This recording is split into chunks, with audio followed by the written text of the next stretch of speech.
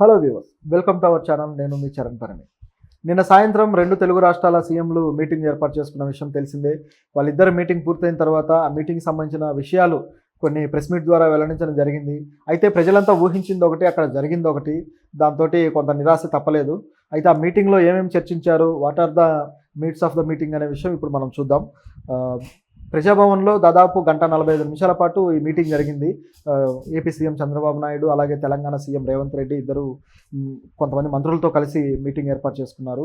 ఆ మీటింగ్లో తెలంగాణలో అయితే డిప్యూటీ సీఎం మల్లు భట్టి విక్రమార్క పాల్గొన్నారు. అలాగే ఏపీలో అయితే ఏపీ మంత్రి అనగాని సత్యప్రసాద్, ఇలా కొంతమంది మంత్రులు ఇలా పాల్గొన్నారు. సో వీళ్ళందరూ కలిసి ఆ మీటింగ్లో చర్చించిన తర్వాత మామూలుగా అనుకున్నట్టే ఇప్పుడు ప్రజల్లో ఉన్నట్టుగానే కొన్ని విషయాల మీద, కొన్ని వివాదాల మీద ఇప్పుడైతే పరిష్కారం వచ్చే అవకాశం ఏం లేదు అనే ఆలోచన ముందు నుంచే ఉంది. సో అలాగే జరిగింది. అయితే పరిష్కారం అవ్వగలిగే విషయాల మీద కూడా ఏం తీర్పులు ఏమీ రాలేదు, ఏమి తీర్మానాలు ఏమీ జరగలేదు. సో మరి ఎందుకంటే కొత్తగా ఇప్పుడు 2 కొత్త గవర్నమెంట్లు వచ్చాయి కాబట్టి వీళ్ళు కొత్తగా మళ్ళీ కమిటీలు వేసుకొని తర్వాత వాటికి సంబంధించిన విషయాలన్నీ అధ్యయనం చేసి అప్పుడు నిర్ణయం తీసుకుందామన్న ఆలోచనతోటి వీళ్ళు ఒక ప్రతిపాదన చేసుకున్నట్టు కనిపిస్తుంది. మీటింగ్ అయిపోగానే తెలంగాణ డిప్యూటీ సీఎం మల్లు భట్టి విక్రమార్క ఒక ప్రెస్ మీట్ ఏర్పాటు చేసి ఆ ప్రెస్ మీట్లో ఆ మీటింగ్లో ఏం జరిగినాయో ఆయన కొన్ని వెల్లడించారనమాట. ఏమేమి నిర్ణయాలు తీసుకున్నారనే విషయం మీద. ఒకటి వచ్చేసి పెండింగ్లో ఉన్న అన్ని సమస్యలకి ఏపీ తెలంగాణ విషయంలో, ఈ విభజన విషయంలో ఏవేవైతే సమస్యలు పెండింగ్లో ఉన్నాయో ఈ అన్ని సమస్యలకు పరిష్కారం సూచించడం కోసం ఒక కమిటీలు ఏర్పాటు చేయాలని నిర్ణయించుకున్నాము అని చెప్పారు. ఆ కమిటీలు కూడా ఒక విధానసభ ఏర్పాట్లు, అలాగే కమిటీలు, స్పెషల్ కమిటీలు, ఏ రాష్ట్రానికి ఆ రాష్ట్రం కమిటీలు వేసుకొని ప్రతి కమిటీలో ముగ్గురు సభ్యులు ఉండేలాగా చూసుకొని ఆ సభ్యులు ఏర్పాటైన తర్వాత మళ్ళీ ఈ కమిటీలతోటి ఒక 2 వారాల తర్వాత మళ్ళీ మీటింగ్ ఏర్పాటు చేసుకుంటాము, అప్పుడు ఏమేమి చేయాలనే విషయం డిస్కస్ చేస్తాము అనే విషయం ఆయన చెప్పడం జరిగింది. అదొక్కటే కాదు, ఒకవేళ ఈ కమిటీలు సరిపోకపోతే, ఈ కమిటీల సిఫార్సులు కానీ ఇవన్నీ కరెక్ట్గా లేవు అనిపిస్తే, లేదా ఇంకా వర్క్ జరగాల్సింది అనిపిస్తే మంత్రులతో కూడా కమిటీలు వేసి మంత్రుల ద్వారా కూడా కొన్ని సిఫార్సులు ఆశించే అవకాశం ఉందట. అక్కడ కూడా పని కాకపోతే తిరిగి ఇద్దరు సీఎంలు కూర్చొని ఏ విషయాల్లో అయితే వివాదం ఉందో, పని కాదో వాటి విషయంలో సీఎంలు ఇద్దరు మాత్రమే కూర్చొని మాట్లాడుకుంటారు అని కూడా చెప్పడం జరిగింది. అంటే ఇది ఒక 2 నెలల్లోనో లేదా 6 నెలల్లోనో ఏ పని కాదు, మళ్ళీ ఒక 3-4 ఏళ్ల కాలం పట్టచ్చు. సో చాలా స్లో ప్రాసెస్గా ఇది కనిపిస్తుంది. ఇలా ఉండగా ఇది కాకుండా ఈ తెలంగాణ ఆంధ్ర విభజన సంబంధించిన సమస్యలు కాకుండా వేరే సమస్య గురించి వీళ్ళు మాట్లాడుకోవడం ఆశ్చర్యం కలిగిస్తుంది. దాన్ని ముందుకు తీసుకొచ్చారనమాట.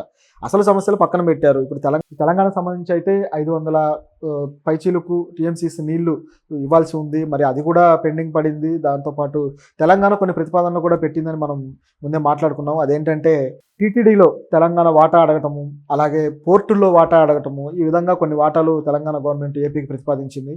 ఎందుకంటే తెలంగాణకి ఈ కోస్టల్ లైన్ లేకపోవడంతో వాణిజ్యపరంగా కొంత దెబ్బతింటూ వస్తుంది.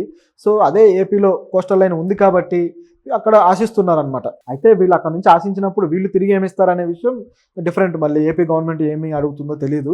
ఇంతకుముందు అయితే హైదరాబాద్కు సంబంధించి అనేక సంస్థల విషయంలో కొన్ని వాటాలు అడిగిన మాట వాస్తవం. కానీ హైదరాబాద్ మాది, మా హక్కు అంటూ వాళ్ళు ఇవ్వలేదు. ఉమ్మడి రాజధానిగా ఉన్నా కూడా ఆ హక్కును కాపాడుకోవాలనే ఉద్దేశంతో వాళ్ళు అలా చేయడంతో చంద్రబాబు కేవలం గవర్నమెంట్ ఏర్పాటైన 2 ఏళ్లలోనే అటు వెళ్ళిపోయి అక్కడ అమరావతికి ప్రతిపాదన చేయడం కూడా జరిగింది.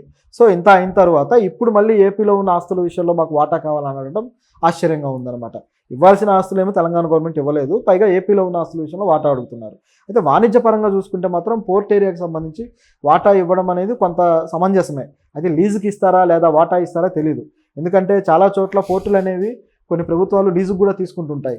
ఏవైతే ఈ కోస్టల్ లైన్ లేని ప్రభుత్వాలు ఉంటాయో, లేని దేశాల పరంగా చూసుకుంటే కోస్టల్ లైన్ లేని దేశాలు వచ్చేసి లీజుకు తీసుకొని తద్వారా వాళ్ళ వాణిజ్యాన్ని నడుపుకునే అవకాశం కూడా చేస్తూ ఉంటుంది. ఉదాహరణకి నేపాల్ అలాగే చేస్తూ ఉంటుంది. ఇండియాలోని బెంగాల్ బే ఆఫ్ బెంగాల్లో పోర్టుని లీజ్కి తీసుకొని వర్క్ చేస్తూ అక్కడ నుంచి వాళ్ళు వాణిజ్యాన్ని నడిపించుకుంటూ, లీజ్ మీన్స్ కొంత పే చేస్తూ ఇట్లా చేస్తున్న పరిస్థితి ఉంది. అలాగే కొన్ని దేశాలు లీజుకు కూడా తీసుకుంటాయి పూర్తి స్థాయిలో. ఇట్లా జరుగుతుంటుంది. అట్లా ఏమైనా ప్రతిపాదన చేస్తే అది బాగానే ఉంటుంది. లేదు అక్కడ నుంచి వచ్చే ఆదాయంలో వాటా కావాలంటే మాత్రం అది తేడా పడే అవకాశం ఉంది. అది గొంతెమ్మ కోరిక అవుతుంది. అట్లాగే 7 మండలాలు ఈ ఆంధ్రాలో కలపటం అనేది ఈ విభజన సమయంలో చూసాము. ఒక ఆర్డినెన్స్ ద్వారా కలిపారు. ఈ 7 మండలాలు కూడా ఇప్పుడు తిరిగి మాకు కావాలని చెప్పి వాదించడం జరుగుతూ ఉంది. ఇది కూడా జరగకపోవచ్చు. దీంతోపాటు టీటీడీకి సంబంధించి కూడా టీటీడీలో భాగం కావాలన్నారంటే టీటీడీ వాటా కావాలని అర్థం. టీటీడీకి వచ్చే ఆదాయంలో వాటా కావాలని అర్థం. సో మరి అది ఎంతవరకు అంగీకరిస్తారో తెలియదు. ఎందుకంటే అది ఒక రాష్ట్రానికి సంబంధించిన పూర్తి స్థాయి రాష్ట్రానికి సంబంధించింది, రాష్ట్ర ప్రజలు డెవలప్ చేసుకుంది, రాష్ట్రానికి సంబంధించిన చారిత్రక నేపథ్యం ఉన్న పుణ్యక్షేత్రం కాబట్టి దాంట్లో వాటా అడగటం అనేది కాస్త విచిత్రంగా ఉంది. మరి భద్రాద్రిలో వీళ్ళు ఏమన్నా వాటా ఇస్తారా తెలంగాణలో అంటే మరి అది తెలియదు. సో చూడాలి మరి ఈ రెండు ఎలా వీళ్ళు సమస్యలు పరిష్కరించుకుంటారో. అయితే దీనికి సంబంధించి ఇప్పుడైతే ఇక చర్చలు ముందుకెళ్ళే అవకాశం లేదు, చాలా టైం పట్టొచ్చు. ప్రస్తుతానికైతే వీళ్ళు ముందుకు తీసుకొచ్చిన అంశం ఏంటంటే డ్రగ్స్ కంట్రోల్ ఎలా చేయాలనే అంశాన్ని రెండు రాష్ట్రాల వాళ్ళు చర్చించుకున్నారు. విచిత్రంగా ఈ అంశం ఎందుకు ముందుకు వచ్చిందంటే మాత్రం దానికి కారణం తెలంగాణ ప్రభుత్వమే. ఎందుకంటే తెలంగాణకు వచ్చే డ్రగ్స్, ఈ గంజాయి కావచ్చు, కొన్ని రకాల డ్రగ్స్ ఏవైతే ఉన్నాయో ఇవన్నీ ఆంధ్ర నుంచి తరలి తెలంగాణకు వస్తున్నాయి, వీటి రవాణా అంతా ఆంధ్ర నుంచి జరుగుతుంది అని ఆంధ్ర ప్రభుత్వం మీద ఆరోపణ చేయడంతో ఒక్కసారిగా ఆంధ్ర ప్రభుత్వం మైండ్ బ్లాక్ అయిపోయింది అనమాట. సో ఇప్పుడు ఖచ్చితంగా అంటే అనివార్య పరిస్థితుల్లో ఈ తెలంగాణ ఆంధ్ర గవర్నమెంట్లు దాన్ని కంట్రోల్ చేయాల్సిన పరిస్థితి ఏర్పడింది. సో మరి ఎలా కంట్రోల్ చేస్తారు ఏంటి అంటే దానికి ప్రతిపాదనలు కూడా రూపొందించుకున్నారనమాట.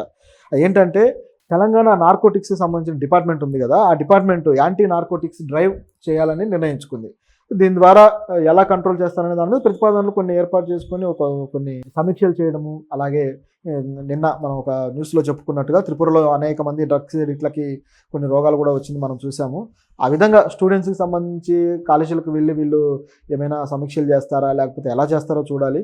క్రిమినల్స్ని ఎలా ఈ రవాణా విషయంలో స్టేట్ బార్డర్ దాటేటప్పుడు క్రిమినల్స్ని ఎలా పట్టుకుంటారు, ఈ చెకింగ్స్ ఎలా ఉంటాయి, దీని విషయంలో కూడా వాళ్ళు చర్యలు తీసుకునే అవకాశం ఉందన్నమాట. ఇది వీళ్ళు చెప్పేది. డీజీ స్థాయి అధికారి ద్వారా ఆయన నేతృత్వంలో ఇదంతా జరుగుతుంది అని చెప్పేసి వాళ్ళు అన్నారనమాట. మరి చూద్దాం ఇది ఎంతవరకు అవుతుందో. అలాగే ఏపీ గవర్నమెంట్ కూడా ఇప్పుడు ఈ ప్రెస్ మీట్లో ఏపీ గవర్నమెంట్ సపరేట్గా ప్రెస్ మీట్ పెట్టింది. ఆ ప్రెస్ మీట్లో వచ్చేసి అందులో పాల్గొన్న మినిస్టర్ అనగాని సత్యప్రసాద్ మాట్లాడుతూ ఆయన కొన్ని సేమ్ దాదాపు ఇలాంటి విషయాలే ఆయన చెప్పడం జరిగింది. మేము కమిటీలు వేసుకున్నాము, ఆ కమిటీలోంచి తీర్మానాలు అవి ఇవి రావాలి, అవి వచ్చిన తర్వాత మేము డిసైడ్ అవుతామని చెప్పడం జరిగింది. ఆయన కూడా ఇలాగే డ్రగ్స్ విషయంలో తెలంగాణ గవర్నమెంట్ మన మీద ఇలా ఆరోపించింది ఏపీ గవర్నమెంట్ మీద. సో మేము దీన్ని చాలా సీరియస్గా తీసుకుంటున్నాము, గ్రామ స్థాయిలో ఎవరైతే ఈ సప్లయర్స్ ఉన్నారో వీళ్ళని కంట్రోల్ చేయడానికి మేము ప్రయత్నిస్తాము అని చెప్పడం జరిగింది. ఆయన కూడా ఇలా చెప్పడం జరిగింది. అంటే వీళ్ళు ఇప్పుడు అడగాల్సినవి మరి అడగలేదా? ఎందుకంటే ఈ విభజనలో ఎక్కువగా లాభపడేది ఏపీనే, తెలంగాణ కూడా కాదు. ఎందుకంటే తెలంగాణ నుంచే ఏపీకి రావాల్సిన వాటాలు చాలా ఉన్నాయి. ఇప్పుడు తెలంగాణ ముందుకు తీసుకొచ్చినవన్నీ కూడా పోర్టులు కావాలి, లేకపోతే గ్రామాలు కావాలి, ఇవన్నీ కూడా ఆల్రెడీ సమసిపోయిన సమస్యలు అనమాట. వీళ్ళు కొత్తగా వాటిని సమస్యలుగా మారుస్తున్నారు. సో మీకు మేము ఇస్తాం కాబట్టి ఇవి ఇవ్వండి అని ఏదో ఇచ్చిపుచ్చుకునే బేరం కోసం దిగినట్టుగా కనిపిస్తుంది అనమాట ఈ కోరికలన్నీ. కానీ అసలైన ఉపయోగం ఎవరికి అంటే ఆంధ్రాకి రావాల్సిన కంపెనీలు ఇప్పుడు షెడ్యూల్ 9, షెడ్యూల్ 10 నుంచి దాదాపు 92 కంపెనీలు, అలాగే షెడ్యూల్ 10లో 142 కంపెనీలు రావాల్సినవి, వాటి విభజన జరగాల్సి ఉంది కానీ అవి జరగలేదు. అట్లాగే అందులో దాదాపు 23 కంపెనీలకు సంబంధించిన వివాదం అలాగే ఉండి ఆ కంపెనీలు విభజించడానికి వీల్లేదని తెలంగాణ కొర్రి వేయడంతో అది ఆగిపోయింది. సో ఇప్పుడు ఆ కంపెనీలను విభజించాలి, విభజించి ఏ రాష్ట్రానికి ఇవ్వాల్సింది ఆ రాష్ట్రానికి ఇవ్వాలి. అలాగే సిటీలో ఉన్న గవర్నమెంట్ ఆఫీసుల ఆస్తులు కూడా ఏపీ ప్రభుత్వానికి చెందాల్సిన వాటా చెందాల్సి ఉంది. ఈ విషయంలో కూడా చాలా మొండిగా వ్యవహరించింది ఈ తెలంగాణ గవర్నమెంట్. మరి ఇవన్నీ కూడా ఏపీకి లాభం చేకూర్చాల్సిన విషయాలు. ఇందులో ఎంతో కొంత ఒక పరిష్కారం దిశగా వెళ్ళుంటే బాగుండేది. ఎందుకంటే ఇవి ఈరోజు మొదలైనవి కాదు, గత 10 ఏళ్లుగా చర్చల్లో ఉన్నవి, 10 ఏళ్లుగా ఎంతో కొంత ప్రోగ్రెస్ ఉంది వీటికి. సో చివరిగా ఏ తీర్మానాలు అయితే ఉన్నాయో గత ప్రభుత్వాల్లో ఆ తీర్మానాలకి ఏమైనా సవరింపులు చేసుకుని అవి వాటి వరకు సొల్యూషన్ తీసుకొచ్చి ఉంటే బాగుండేది. అలా చేయకుండా డ్రగ్స్ మీదకి టాపిక్ని డైవర్ట్ చేసి ఆ డ్రగ్స్ కంట్రోల్ అని చెప్పేసి దీన్ని నానుస్తూ మళ్ళీ ఇంకా ఎన్ని రోజులు నానుస్తారో తెలియదు. ఇప్పుడు ఈ సీఎంలు ఇద్దరికి మంచి అండర్స్టాండింగ్ ఉంది, ఆయన మాట ఈయన వింటారు, ఈయన మాట ఆయన వింటారు. మరి దీన్ని పక్కదారి పట్టించే ప్రోగ్రామా లేకపోతే నిజంగా చేస్తారా లేదా తెలియదు.